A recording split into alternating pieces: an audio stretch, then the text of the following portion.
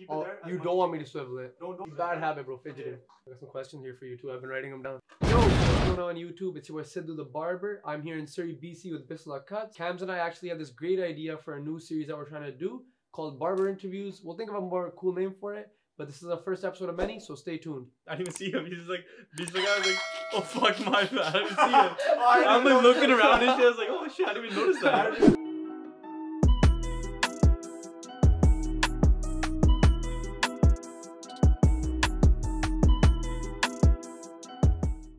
If you've been at a barbershop before, you know how dope it is just being in there and chopping it up. And yeah, what's going on, man? I didn't expect you to just fucking throw it on me. 1 hour later. I'm here with my boy BislaCutz. Tell him what's going on, man.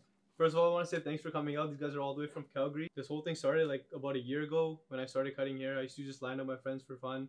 One of my buddies just wanted to line up because he had a job interview. I lined him up. Next thing you know, he gets the job. He needs another lineup, and I was like, nah, let me just give you a haircut. So one thing led to another, and now we're here. How long did your first haircut take? Oh man, You guys gotta stop, right? my first haircut was probably like 2 hours long, and that was without even touching his beard. 2.5 hours. There you go. So any barber that's watching is saying, oh my god, I'm starting, I'm so slow. You're supposed to be slow. Where did you do that haircut? And what clippers did you use? The clippers I used were, I just had a random pair of clippers laying around. They were Conner clippers. Yeah. I didn't have a half guard or a 1.5 guard, which now cutting now you realize how important those. Yeah. I didn't even know how to like open and close the lever, and I was just going at it. That's just through watching YouTube videos, and then that's just how it started. That's how I learned. Yo, that's dope, man. Whoever your friend is, real one. Yeah. Naman Sharma. Yo, shout out to Naman Sharma, bro. Which barbers did you watch in the beginning? Like the top 3 barbers that you watch, and you suggest to other beginner barbers to watch them and check them out. The top 3 barbers I suggest, number 1 has to be Chris Bossio. The one thing I learned from him was different types of cutting. You realize there's so many ways to cut hair. You can fade up, you can fade down, you can do the skin line after, skin line first. But he showed so many different types of ways to cut hair that for me, I would watch it and then I would go and replicate it. And whatever I felt comfortable with, I would go with.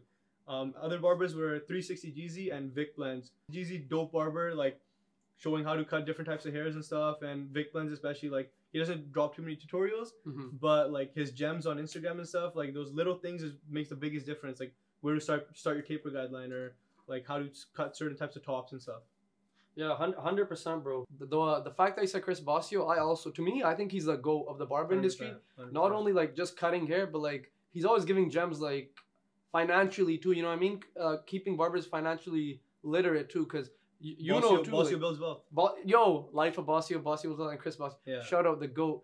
But you know just as much, like money comes in fast, and if you're not 100%. financially literate, like you don't want to blow it too. You know what I mean? Yo, when you start cutting hair, man, it's so crazy because first of all, you're meeting all these random people you've never met before. Yeah. On top of that, they're paying you for a service. Yeah. And you're only there because at one point in life you were like, dude, I enjoy doing this. I want to do this. I don't think you're ever just gonna be like, I'm gonna cut hair just because I want to make money. Yeah. Dude, at the end of the day, it's kind of like an art. Yeah. Right? Passion over profit. Passion. 100%.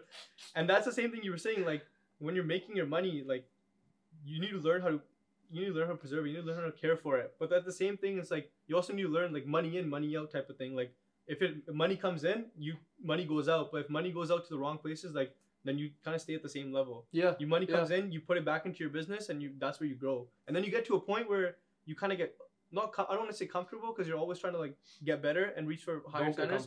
But you get to a point where it's like now I know like this is my flow. This is where I feel consistent.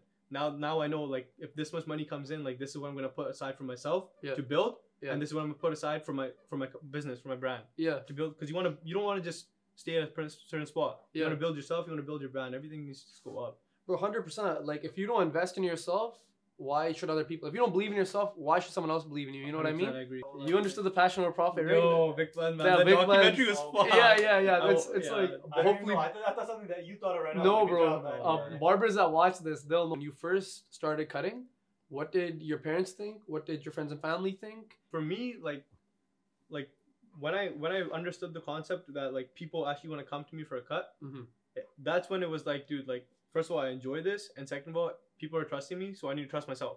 When it comes to my parents, man, like in the beginning, it was something small. Like, you know, I told you my buddy just needed a cut for an interview or whatever. Yeah. He came over. He comes over all the time. I gave him a cut. It took however long. So you guys are boys. Yeah, we're boys. Like, Yeah. we're homies. That's the only reason I was able to cut him. I don't think I would just get the opportunity to just cut someone random. Yeah. Shout out to him for real, bro. 100%. Like, I say without that one, like, opportunity that he gave me, that he trusted me, like, you've never, ever gave anyone a haircut, but you can give me one. Yeah. Like, dude, that one thing, like a journey of 1,000 miles begins with one step. Oh wow, yeah, that's Like, a good. That's good usage. Good. Usage I posted his quote. picture. I posted his first cut. That was the quote. I put seen under that. it. Yeah, I seen that. But with my parents, man, like he was over all the time, so my dad guys didn't say much about it. And then like I brought a couple buddies over that they weren't too familiar with, and they were like, dude, like, what are you doing? So like actually my pua's house, that's my dad's sister. She had like a little lash studio downstairs in her basement type of thing. Yeah. And that's where I started cutting. So I would just go there all the time, and I would just cut hair there, and like from basically the ground up, that's where I built everything. And then one day my dad just kind of came over, and he was like, he saw everything, and he's like, holy, like, this is actually something, like, I thought it was this old thing, right? Like, I thought it was like whatever. No, I realized it was serious. Yeah. So then after that, when they actually ended up selling their house, so I didn't have anywhere to cut, and that's when this whole thing started. I moved everything here, and like ever since they realized like you're putting in hours, you're not putting in hours for no reason. Yeah. Right. Yeah. 100%. You're putting in hours for yourself. You teach yourself so many things through like the business perspective, right? Yeah. So he was like, dude, like, you're doing it, man. Like, keep it up. At this point, like, I'm not gonna stop you now. Yeah. And same thing with mom. Mom's never really had like a say about it because she didn't really know about it until this whole thing really started. Until I like constantly started going over to my cousin's house to cut people. They're like, why are you always going there? You never usually go there that much. Yeah. And then I was like, yeah, this is like what's happening. And they were like, dude, keep it going. Like, I don't know if it's a cultural thing, but it's not really something where like you can just openly be like, yeah, I want to cut hair. Okay, cool, go do it. Yeah. Like, you know, there's always boundaries. You always gotta like tiptoe around these like touchy subjects. Bro, you're telling the right guy, man. Like, definitely, I think especially in like our brown community, especially, it's not like I think that's like looked up to. I think at the end of the day, running your own business teaches you way more about like interacting with people. Yeah.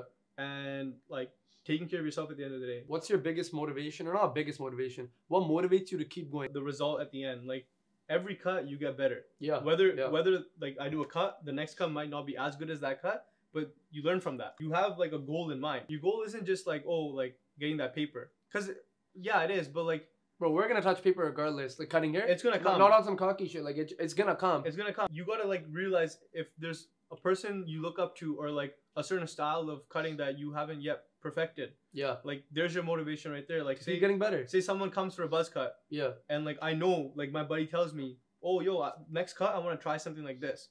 Like, dude, like I'm motivated to learn something about it. I'll go on YouTube, watch a tutorial or something. Yeah. So the next time I go in here, like I know like this is what I want to do, and this is what I've done to prepare for it. 100%. Because you can come in here and just give a cut. Yeah. But like the buddy's gonna walk out and be like, I'm not coming back. Yeah. Anyone can come in here and give a cut. Yeah. Exactly. But it's the cut you give, it's the experience you give with it. It's like everything in between. Yeah, 100%, bro. Yeah, that's a big thing. Like, bro, like I looked up to like Bossio and like Jeezy and like Vic Blends. Bro, not only like are they like well respected in their craft, and like literally people like look up to them. Like I look up to like them as you know, role models in the career I'm in. But bro, Bossio travels for work. Yeah. Like people book him for barber shows. Like that's why he's the go-to. But like a bunch of barbers get booked. Like Vic Blends, bro. Like house call. Yo, oh, Choppa needs a cut. Boom, I'm in LA. Yeah. This guy needs a cut. Boom, I'm in Detroit, Chicago. Like yeah, exactly. Like even Cams and I, bro. Like eventually we want to travel a lot, you know, and traveling is just one of the things that I really want to do in my life, you know. Yeah. If you can incorporate that in your work, honestly, don't even call it work. If you can, it's not work, but if you can incorporate that in something you enjoy doing, yeah, like you best of both worlds. If I ever go somewhere and like someone will I'll introduce myself or whatever, and like someone will be like, oh, you know, he's a barber, and he'll be like, oh, what is it, BislaCutz? It's like, oh, that's you. And I'll literally freeze. I'll be like yeah, I didn't like know you knew about me, or like I didn't know you, like I was like, you don't know, like you didn't, like I walked in here, and you didn't know that was me, but you know of me, and it's crazy. It's like you don't realize these like little things. And for me, I've never ever like thought that I would walk somewhere and someone would be like, that's BislaCutz. Yeah. It's crazy. It's weird. It's a dope feeling, bro. Especially because you're doing something good in the community. Word of mouth is crazy too, man. Like blows my mind. It's like people are always like, yo, how, like how do I get clients? How do I, whatever, be like you, Yeah. whatever it is. It's like, bro, I was in your position. 100%. Anytime, bro, I can't stress enough. Someone like hits me up, I wanna like, to the best of my ability, help them, bro. Cause not everyone helped me. You know what I mean? Yeah, And that's I a agree, shitty I feeling, agree. bro. When no one wants to help you out. Yeah, for me, for example, like there's a guy who cuts here in Surrey. His name is BislaCutz, and like before I even like started cutting hair, dude, this is a weird story. I seen his page really quickly. Sorry. Dude, BislaCutz sick. He's he's like the go of Surrey. Like he's a star. Everyone used to go to him. Stad. Yeah, everyone Yeah. used to go to him. Like this is a weird ass story, dude. But like I used to tell him that I like draw fades. Like, Yeah. I used to have like a little like I'm in school making my notes and stuff on the side. Like I'll just like sketch a little fade. Like I want this kind of fade next time. This is a real. I want like a draw fade next time. Yeah. And I used to tell him, he's like, and this guy every time, bro, just pick up clippers, cut. Yeah. Pick up clippers, cut. I was like, who do I cut? He's like, I don't know. I was like, okay. I was like, I have a brother. I can bring him. He's like, yo, bring your brother. Use everything of mine. Use my clippers. Use my chair. Use everything. This guy is a goat. And bro. I'll literally guide you. Yeah. Shitty thing is, like, he's also from the States, so now he's stuck in the States because of COVID and all that kind of stuff. Oh, no way. So he wasn't able to teach me. Yeah. But regardless of that, I used to send him my cuts, and he used to be like, "Yo, you know what? That's sick, but fix that. That's real. That's sick, That's but respect. fix that." That's Like, love. like constructive criticism. You gotta get it, bro. I'm just waiting. Like it's been a year I've been cutting, and I still haven't seen the guy yet. And he used to be my barber, consistent. Yeah. I used to always go to him. That's your stud. That's Bro, exactly. this guy sounds like a dope guy, man. For real. 100%. So with all that being said, bro, what's a few pieces of advice you want to give to beginner barbers? Piece of advice, man, is just don't be scared. As scary as it is cutting someone's hairs because you don't want to like mess it up. Yeah. Just don't be scared. Like I've had guys who like given me haircuts, and like one guy was like, "I don't want to fade your beard." I was like, "Why? Like you're giving me a haircut, fade my beard up." He did this, like he cut me up. It's dope, man. I It's don't know dope if the for- camera's gonna catch it, but yo, Yeah, but, like, it's a good fade. Benny Benz, he's been cutting probably around the same time as me, but like I don't want to do your beard. I was like, "Yo, pick up the clippers and let's just go through it together." Yeah. This guy fades my beard, and he steps back and he's like, "Holy shit!" It's obviously gonna be scary as it is, Yeah. because first of all, you're interacting with someone in a way you have never done before. You're cutting someone's hair, Big facts. and you're holding a fucking knife. Yeah. Yeah. Right? That's crazy when you think about it like that. So the biggest thing is like obviously have someone that trusts you, like how we had, yeah. but also like just trust yourself. Like if you're trying to do this, if you're trying to be a barber, like you shouldn't be scared, dude. No way. Even if it's not cutting hair, if it's anything you're doing, just like go out there and just do it. Just pick up your clippers and just fucking cut. What's your biggest strength and what's your biggest weakness as a barber? The goal is to be booked all the time. Yeah. So getting people in is a big thing. So I feel like that's a strength I have, because like there'll be days where I have like 14, 15 cuts lined up. Yeah, those are long days, Yeah. man. Those days hurt, but it's It's you feel true. good at the end of the Yeah, day. it's true. And then you record your cuts. You go like you look at your cuts after. It's like, dude, this one's sick, whatever. Yeah. Like, oh, improve on that. I don't know, man. Like, there's a lot of weaknesses, man. There's so one, bro. many. Like, No, just pick one. Don't tell them everything. Yeah. We don't want to reveal all your weaknesses. yeah. Weaknesses as a barber, what would you say? Honestly, but it's like, bro, it's like, I would say is replying. yeah, Like, that's my I- weakness sometimes, bro. I'd rather say no Yeah, than string you along. that's good though. That's good. But it also comes as a weakness, because then you get snaps, Instagram, calls, texts. Can I get a Everything, cut? bro. Your social media is done. Like, Everything. so I think it's a strength and a weakness in a way. Like I was saying, but I definitely agree with you. Sometimes in barbers, because we're giving out cuts so much, we forget what it's like to like be on the receiving end, you Yeah. know, and our mind gets like kind of, Because you see so many different types of hairs, you see so many different types of styles. yeah, It's like, that's why for me now, like going to get a cut and Yeah. sitting in the chair, like I'm sitting in my barber chair right now.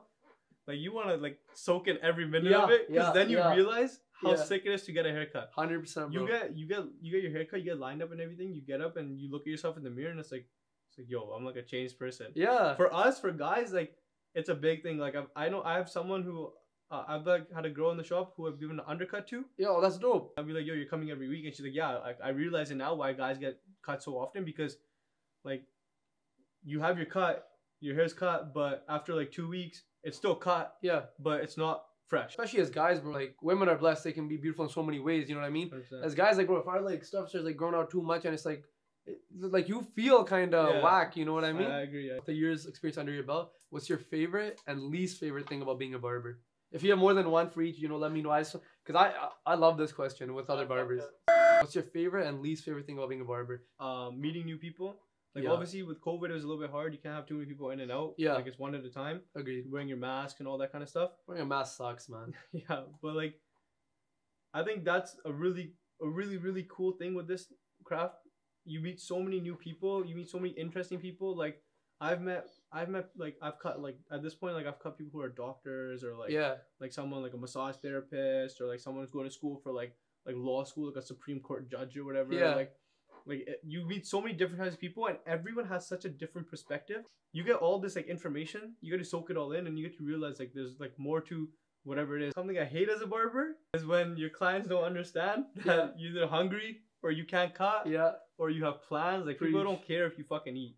Bro, people don't care about like your health or like wellness. Yeah, or... literally. Some don't get me wrong. Yeah, some do. Yeah. Some clients are like, yo, you know what? Like I've had clients who've come for a haircut and they say like, yo, you look tired. Should we come back tomorrow? That's dope. And I'll be like, yo, you know what? Like it's okay. Like just give me 5 minutes. I'll be good. Yeah. And we'll do it. Like yeah. But then there's people who are like, oh, like you made a video actually about this of like people who like who like don't understand. Like it's like, oh, like can I get a cut? It's like, oh, sorry, bro. Like it's like someone's funeral or whatever. Yeah. And then the guy will be like, oh yeah, sorry, bro, about your loss. But like, can I get a cut? Yeah. Dude, the same thing happened to me like a couple weeks ago. That's terrible. Someone asked me for a cut and I was like, hey man, I'm sorry, like I'm gonna be busy all day or whatever. Yeah. And then 2 hours later, they're like, hey, like, are you done? Like for example, like the buddy who I touched. Not touched. Holy fuck. Pause. This guy's like buddy who I touched. Okay, hold on.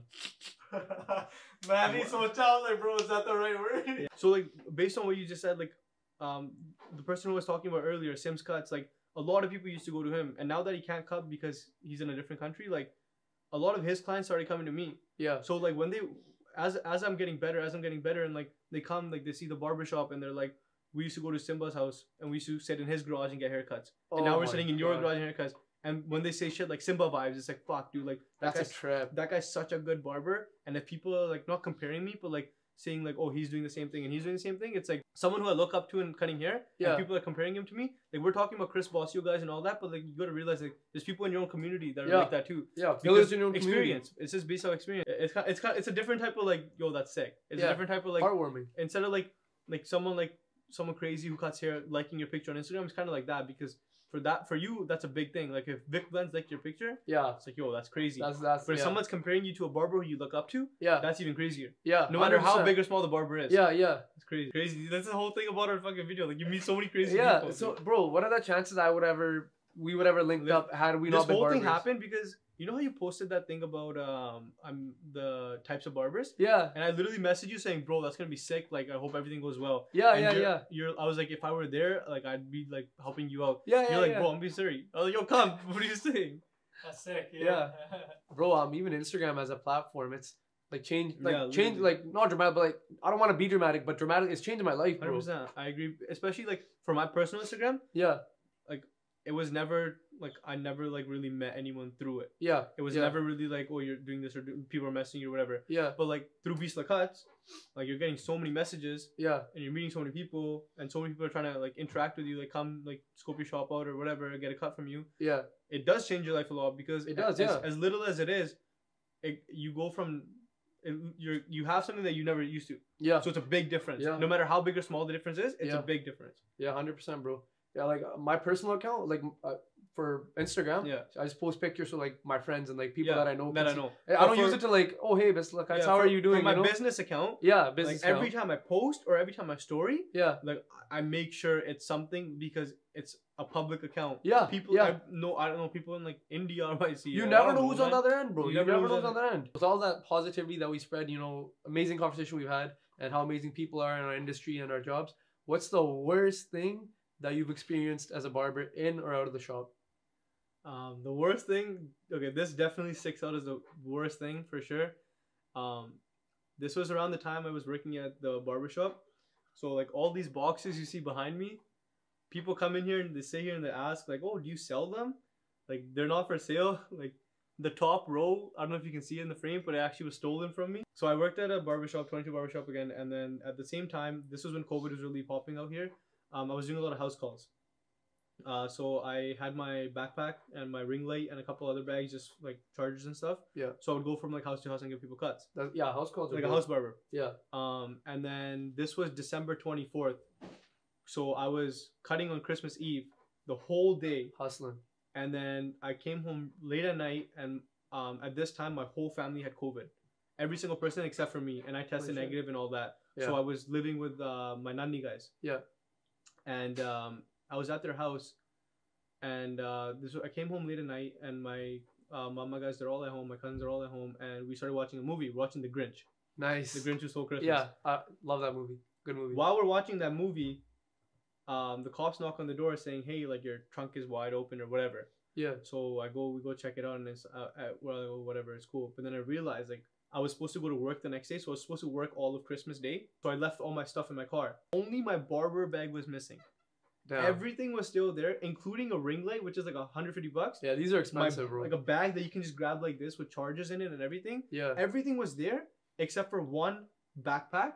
I had a Babyliss clipper in it. Yeah. Babyliss clipper, the Babyliss trimmer. Yeah. I had a Bronze Series 9 in there, Yeah. and a shaver, wall cordless detailers, wall magic clips, 3 shears, all my combs. I had enhancements in there. I had Dude, all this is my. an expensive setup. It was my setup. Oh yeah. Oh, Like, your whole setup, It right? was For work. everything. Like, yeah, yeah. So I took everything from my husky chest. I took everything. I put it in the backpack. Yeah. And I'm walking around with it. Shout out my buddy Brett. Like he initiated this whole thing, and like a bunch of other people. Like he got all my friends together, and like they pooled up a lot of money, and Yeah. they literally said like, buy yourself your stuff again.